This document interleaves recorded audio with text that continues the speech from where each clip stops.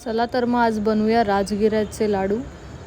पौष्टिक आणि हेल्दी असे आणि झटपट. इथे आपण राजगिऱ्याच्या लाडूसाठी मी इथे 5 कप पीठ घेतलेलं आहे. इथे मी ड्रायफ्रूट्स मिक्सरला लावून घेतले आहेत. इथे मी पिस्ता कट करून घेतला आहे. हे मी गूळ घेतलेलं आहे. गूळ मी चवीनुसार टाकणार आहे नंतर. आणि एक खोबऱ्याची वाटी घेतलेली आहे. तर अशा प्रकारे मी साहित्य घेतलेले आहे जे इझिली सगळ्यांच्याच घरात अवेलेबल भेटते. तर आता इथे मी पॅन गरम करत ठेवलेला आहे. तर इथे मी आपण किसलेलं खोबरं फ्राय करून घेणार आहे लालसर छान असं. जास्त पण करपवायचं नाहीये, असं थोडा लालसर रंग होईपर्यंतच फ्राय करायचं आपल्याला त्याला. इथे आता मी पीठ भाजण्यासाठी तूप घेणार आहे पॅनमध्ये. पॅन ऑलरेडीच आपला गरम आहे. तर आता इथे मी तूप ही पॅनमध्ये भाजून घेतलं आणि याच्यात मी आपलं हे जे पीठ आहे ते टाकणार आहे आणि आता छान असं फ्राय करून घेणार आहे. आता इथे लागेल तेवढं तुम्ही तूप वरून टाकू शकता आणि याला चांगलं असं फ्राय करून घ्या. तर आता तुम्ही इथे बघू शकता की आपल्या पिठाचा रंग हळूहळू चेंज होत चालला आहे ऑलमोस्ट. आणि थोडं अजून याला आपण भाजून घेणार आहे. छान असं ब्राऊन शेड येईपर्यंत त्याला आपल्याला फ्राय करायचं आहे छान असं. मी लो फ्लेमवरच भाजत आहे पीठ. तुम्ही तुमच्या हिशोबाने भाजू शकता, पण मी तरी ॲडवाईस देईन की हे लो फ्लेमवरच भाजा, कारण जेणेकरून ते छानपैकी भाजलं गेलं पाहिजे, करपलं नाही पाहिजे.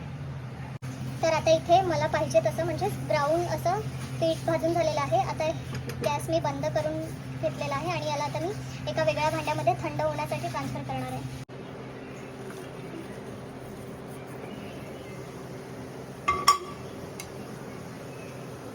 तर आता याला मी यामध्ये थंड होण्यासाठी ठेवणार आहे. ऑलमोस्ट 1 ते 1.5 तास तरी याला मी थंड व्हायला ठेवणार आहे. तर आता इथे माझं पीठ पूर्णपणे थंड झालेलं आहे. याच्यामध्ये आता आपण ड्रायफ्रूट्स वगैरे टाकून घेऊया. इथे मी आपलं भाजून घेतलेलं खोबरं टाकलं. तसेच मी हे जे ड्रायफ्रूट्स मिक्स करून घेतलेले मिक्सरला, ते पिस्ता,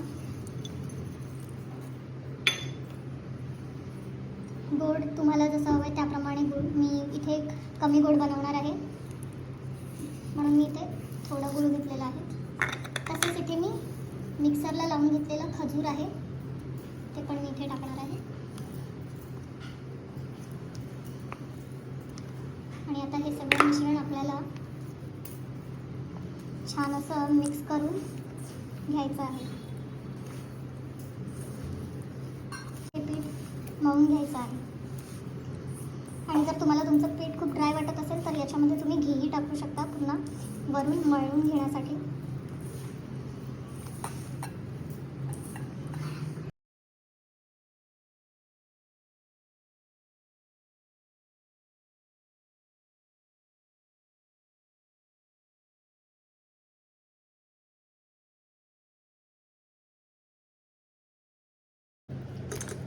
तर आता इथे आपण लाडू वळून घेणार आहे. मी इथे छोट्याच आकाराचे लाडू बनवणार आहे. तुम्ही तुमच्या आकाराच्या हिशोबाने बनवून घेऊ शकता.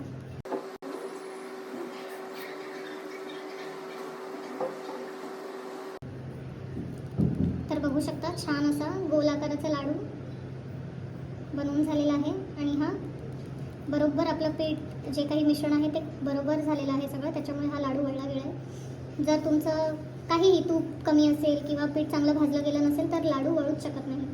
बघा, तर अशाच प्रकारे आपण सगळ्याच पिठाचे लाडू वळून घेणार आहे.